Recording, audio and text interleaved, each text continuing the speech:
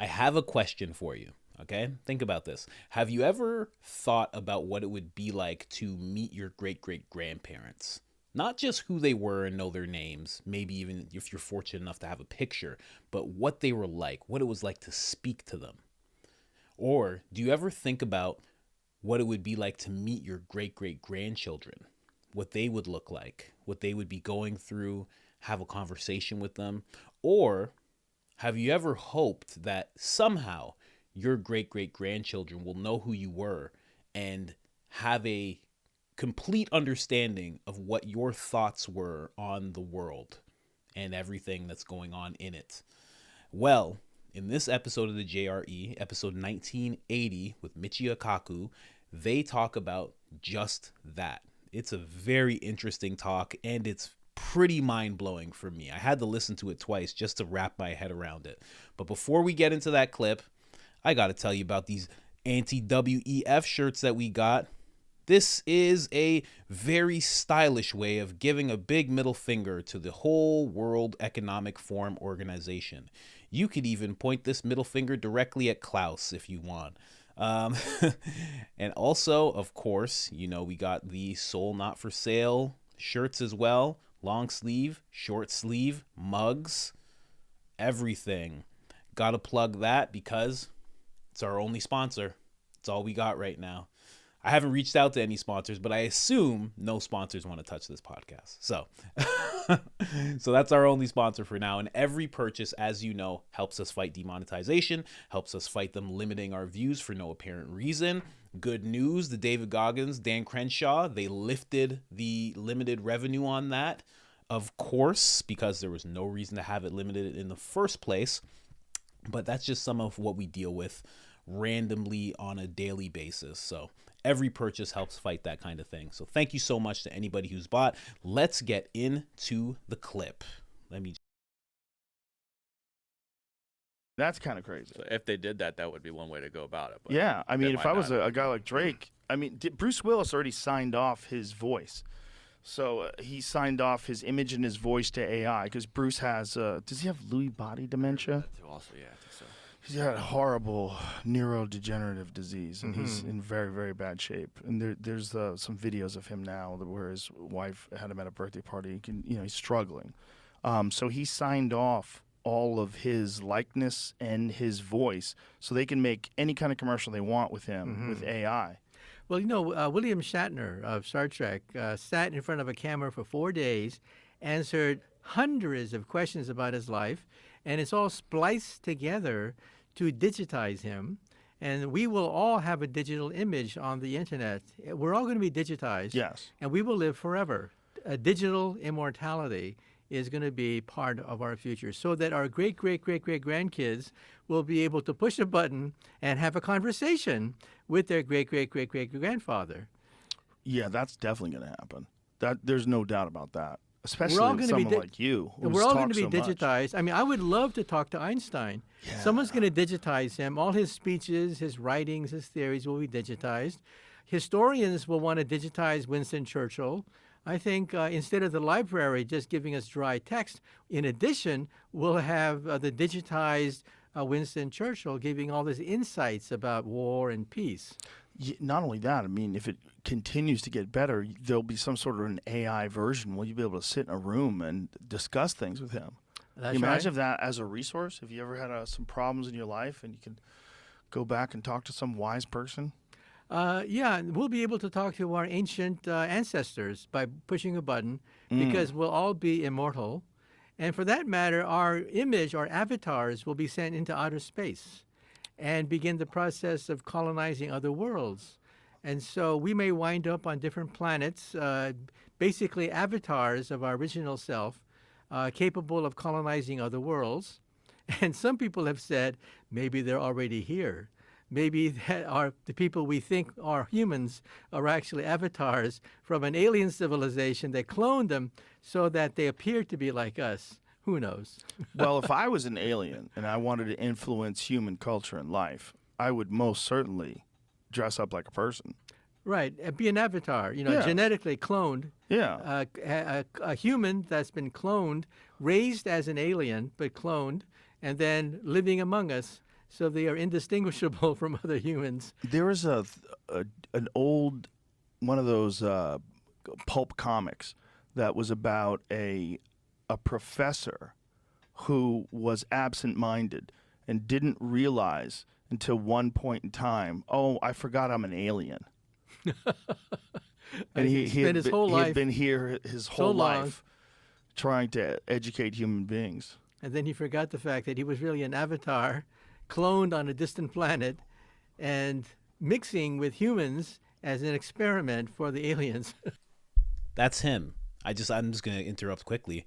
That's what this guy is. That's why Joe brought it up, because he is an alien and he at some point forgot. It slipped his mind while he was just creating all sorts of things, and he just completely forgot. He's an alien. He has to be. Am I off? Like, he has to be. The way he thinks, he's an alien. Let's get back into it. Wouldn't that be the best way to implement that sort of if you wanted to get that sort of a reaction from a civilization, wouldn't you just implant aliens without them even knowing they're aliens? Yeah, if they're cloned, they're genetically identical to humans. They look like us, talk like us, except they've been raised and brainwashed to live a life of an alien. But yeah, they could live among us, and we'd never know. See, that's what freaks people like me out when I talk to people like you. I'm like, maybe this guy's an alien. Like, he doesn't make it. Does you're so much smarter than me? It doesn't make sense, right? So, like, if I think about someone who's studied physics his whole life and studied quantum physics his whole life, that language that you talk in, I don't know one word of it. So it's so the way you think is so different. You could be an alien. Well, it's like the movie Men in Black, when you find out that most of the Hollywood celebrities are all aliens. They're all aliens. Well, that's better than lizard people. That's what the real conspiracy theory people are worried about. There's a reptilian overlord nation that's controlling the world. He didn't say no. That's all I'm saying. All I'm saying is the doctor didn't say no. He just kind of said, it's like Men in Black. He didn't say no. He could have said no. It's easy. It's just 2 letters. Kidding, of course. He's just extremely, extremely smart, and that's how you get when you dedicate to anything. You can become smart in video and anything. But again, he is the closest thing to an alien that I've seen on this planet. Him and Elon Musk, basically. You know what I mean? They're basically aliens. But think about that. Think about you being able to digitize yourself to that extent. Like, maybe you don't speak online like this, right? I have hundreds of hours of me talking online, but you sit down in a room, like he mentioned with William Shatner, and you sit down in a room and you answer thousands of questions, and then it's all digitized, and then it's just kind of saved. And whenever you have an ancestor that wants to hear you speak to you, they could do that. I think it's so... I come from like 2 different camps on that, because I'm somebody who really wants to buy a ranch and get cattle and like learn about slaughtering and having them breed and like how all that works, and have chickens and eggs and just be there and, have my kids like be able to run around naked until they're like 2 years old, like just have some wild feral human babies, like just untouched by anything, purebloods. I come from that. That's what I want. I like that. I like that way of living. I'm not interested in the chips and the implants. And if you've watched this channel, then you already know my stance on that. I'm not into that. I don't like that. But there's something about that digitization that I like. And it's only because I'm in a very unique situation, or maybe it's not. Maybe you're in the same situation as well, where I have never spoken to any of my grandparents. I have one picture of my grandmother, Cuban lady. It's in the kitchen. I have one picture. That's it. I don't have any other pictures. I've never seen either my grandfathers. I've never communicated. I don't know what it's like to have grandparents, So for me, I would give anything to be able to, I'm named after my grandfather. I would give anything to just be able to talk to him and see what he was like. Like, was he crazy? Was he like a hard worker? Like, was he motivated? Like, what was his work ethic like? What was his thoughts on government? Like, how did he want people to live? How was he hoping that we would get to live? Like, I would love to know all that. I would love it. And that's why, like, in the comments, when somebody's like, I'm 72 and this, or I'm 62, and they're like telling me about stuff, I really read those comments. Like, there's no automated shit on my channel. Like, it's me reading that stuff and responding. But when people who are older talk about things, I really take heed, because there's such a value in older people's opinions, not just their opinions, but where they come from in terms of how they lived. And there's so much to be gained from that, just from knowing, you know, like, history repeats itself if we don't know history. And I don't think that just goes with current events and things that have happened, like, that were, you know, historical, like, worldwide things. That also goes in terms of how people used to live, you know? It's really important to know how somebody who's now 75 or 70 used to live when they were 25. It's so important to know. There were things that were much better about that time versus this time. And obviously there's tons of things that are better about this time than that time. But when you have somebody who's that age, you can find out all the good things, all the good values, and you can take those with you into the future. And yeah, when you don't have your grandparents around, you can't do that necessarily. And it's rough. It's really rough. So yeah, if you're younger and you have your grandparents still, go see them. Like, go talk to them. Of course, like, talk to them all the time. If I had grandparents, I would call them all the time. I'd be like, "What's up, you old fuck? What's going on?" No, I wouldn't talk like that to my grandparents. I wouldn't talk like that to my grandparents, but you know what I mean? I would stay in contact with them. I don't want to hear the stories, you know? Even just hearing my mom's stories about, like, growing up in Barbados and having to stuff grass into, like, a big bag, and, like, that was your mattress or your pillow, and, like, weird things like that. It's like, geez, completely different way of life. But yeah, what do you guys think of that? Would you want to be digitized?